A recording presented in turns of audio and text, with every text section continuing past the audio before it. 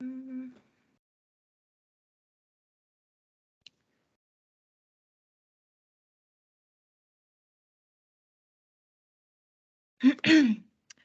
hefjum við leika.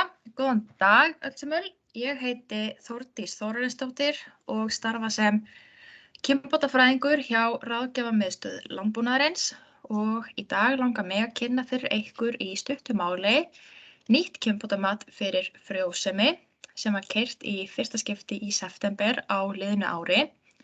En þetta nýja mat er byggt á niðurstöðum úr meistararitgerðinni minni. Einnig ætla ég að kynna ykkur fyrir nýju kynbótamati fyrir endingu sem var keyrt í fyrsta skipti núna í janúar, byggt á lítilli rannsókn sem ég framkvæmdi í haust. Ef við tölum fyrst smá þróun frjósemi í nautgriparækt í heiminum, þá eru bara fáir áratugir síðan að kynbótamat í flestum kúastofnum fóru að snúast eitthvað annað en bara afurðir. Enda voru rannsóknir að sýna fram á afturför í ýmsum heilbrigðistengdum eiginleikum hjá kúm.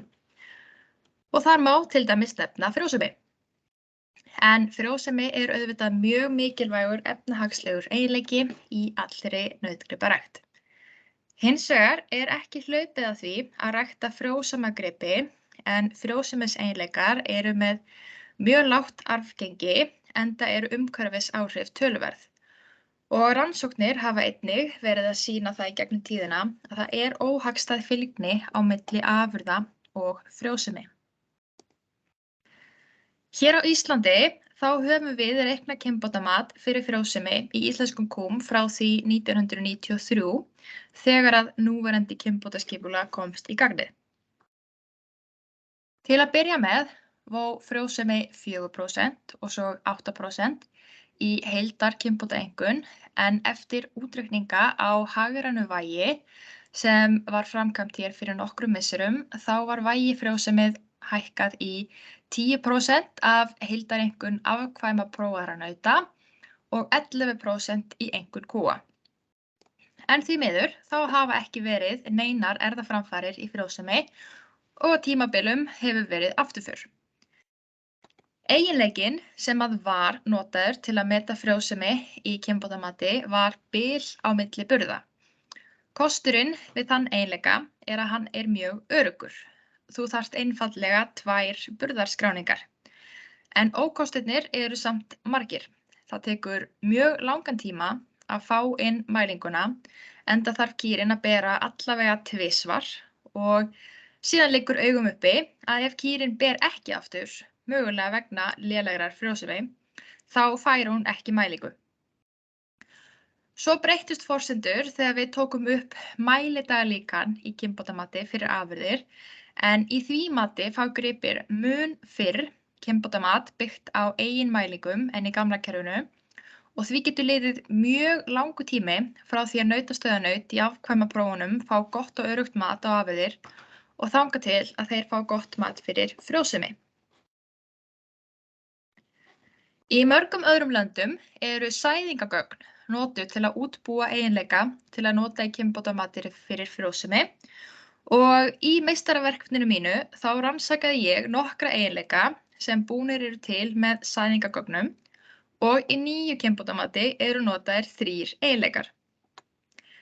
Fyrir kýrnar eru notaðir eiginleikarnir bil á milli burðar og fyrstu sæðingar en sá eiginleiki táknar tímabilið sem að kýrin er að jafna sig eftir burð og þangað til að hún byrjar aftur að beiða. Og við viljum auðvitað ekki að þetta tímabil sé of langt. Og svo er eiginleikinn bil á milli fyrstu og seinustu sæðingar. En sá eiginleiki táknar tímabilið sem það tekur kúna að festa fang eftir að sæðingatímabilið hefst. Og við viljum auðvitað að þetta tímabil sé sem styst og best væri ef þær væru eingöngu sæddar einu sinni.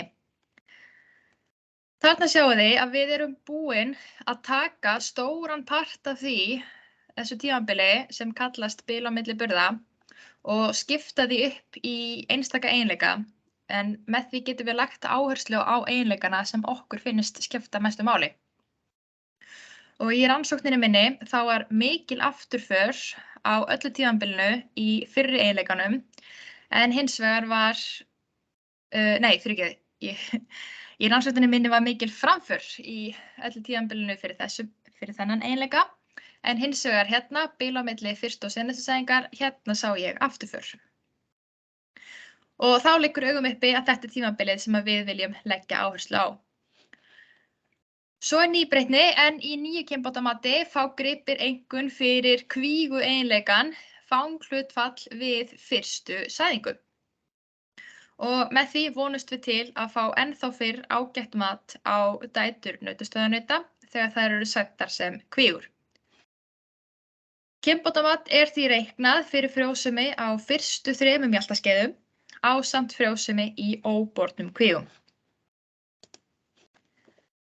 Og svo til að enda þennan frjósemiskafla þá höfum við hér samsetningu heildar frjósemiseinkunnar, en stærsti partur hennar, eða 50%, er eiginleikinn bil á milli fyrstu og seinustu sæðingar, enda viljum við leggja áherslu á þetta tímabil.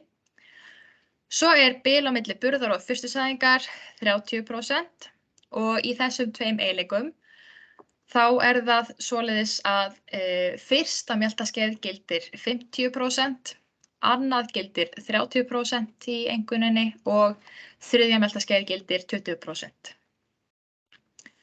Svo er 20% af heildar frjósemiseinkunninni fanghlutfall við fyrstu sæðingu hjá kvígum. Að lokum vil ég bara minna á mikilvægi þess að taka þátt í sameiginlega ræktunarstarfinu okkar og sæða bæði allar kvígur og sjálfsögðu að sæða allar kýr. Þá snúum við okkur að næsta máli sem er nýtt kynbótamat fyrir endingu. Það er sama sagan með endinguna og frjósemina að þessir eiginleikar eru lykilatriði í hagkvæmni gripanna okkar. Við viljum auðvitað að mjólkurkýrnar okkar endist sem lengst. En eiginleg ending getur verið mjög margþætt og það er ýmislegt sem getur haft áhrif á endingu kúa, til að mynda framleiðslugeta, júgur og spenagerð.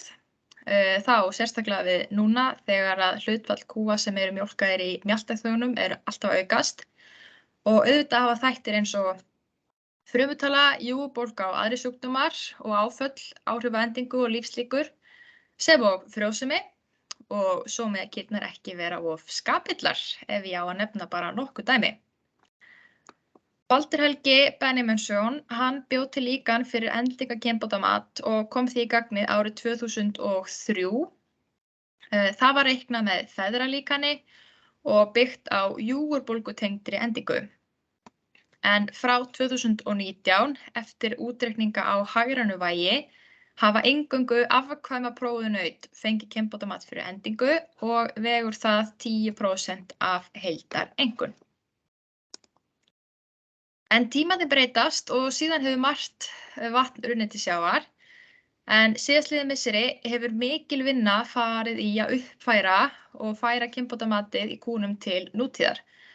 Það hófst með vinnu Jóns Hjalta við gerð á mælidægurlíkani í kúnum, breytingu á heildarkynbótaeinkunn eftir hagrænum vægistöðlum, breytingu á frjósemismatinu og nú í haust var einnig unnið í yfirfærslu á öllu kynbótamati yfir í danska kynbótamatsforritið DMU sem kemur í stað eldri forrita sem voru skrifuð af Ágústi Sigurðssyni.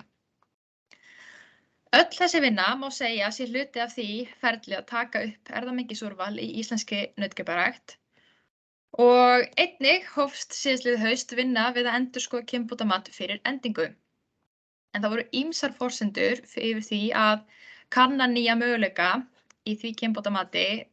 Til að mynda er óhentugt að eingöngu naut fái kynbótamat fyrir endingu þegar að erfðamengisúrvalið kemst í gagnið, en stærsti viðmiðunarhópurinn hjá okkur á Íslandi eru kýr með eigin mælingar í öðru mati. Ég gerði litla rannsókn og byggða á kynbótamati fyrir endingu sem er notað í Danmörku, Svíþjóð og Finnlandi og Noregi og ég reiknaði erfðastuðla fyrir nýja endingar eiginleika. Og þetta eru eiginleikarnir 3 sem að tákna endingu í nýju endingamati.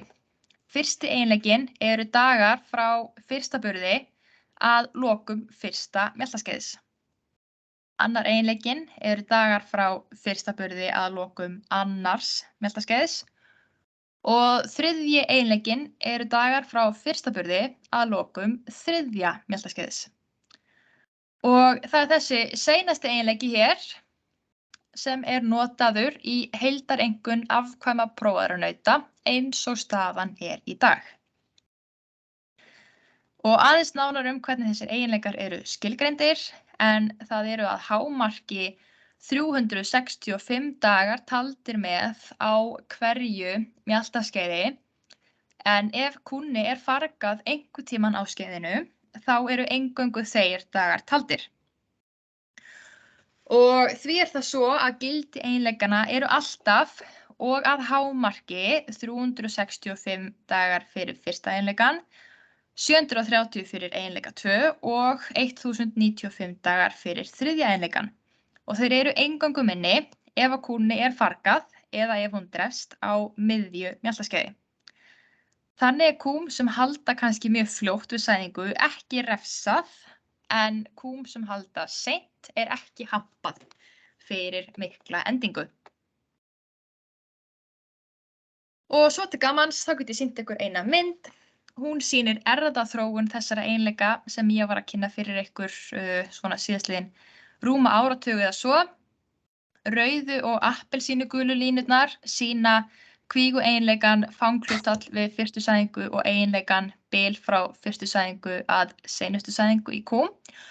Og eins og þið sjáið hafa meðal kynbótaeinkunnir þessar eiginleika heldur verið að stefna niður á við. Græna línan er svo þriðji frjósemiseiginleikinn bil milli burðar og fyrstu sæðingar og í honum sjást miklar framfarir.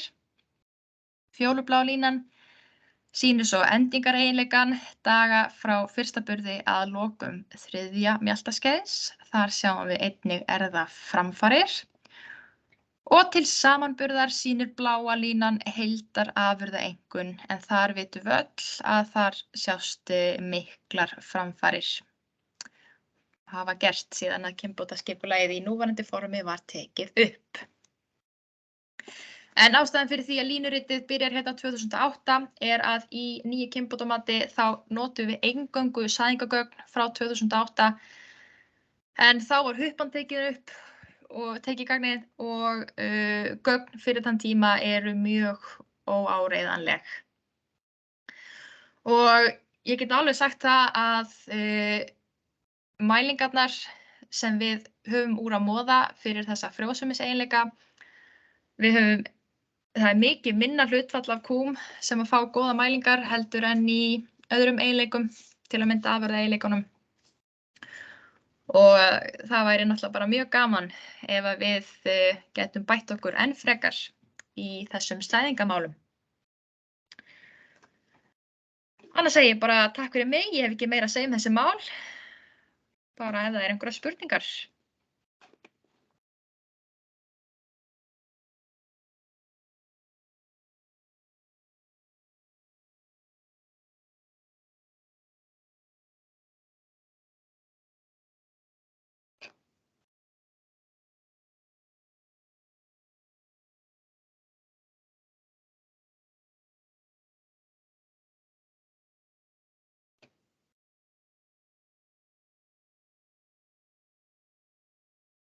Engar spurningar, þá fer ég bara að ljúka þessu.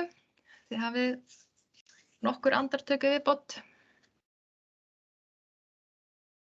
Þetta er greinilega bara mjög skýrt og fagmannlega útskýrt hjá mér, vona ég.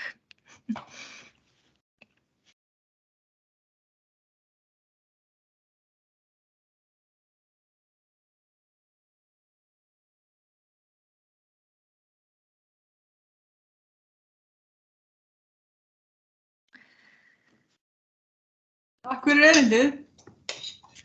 Já, verið ykkur bara góðu. Ef það er einhverjar spurningar eða vangaveltur seinna meir, þá er náttúrulega bara sjálfsagt að senda mér post ef þið eruð eitthvað að velta þessu fyrir ykkur. En fyrst að enginn tekur til máls, þá held ég ljúki bara fundinum. Þakka bara kærlega fyrir mig aftur.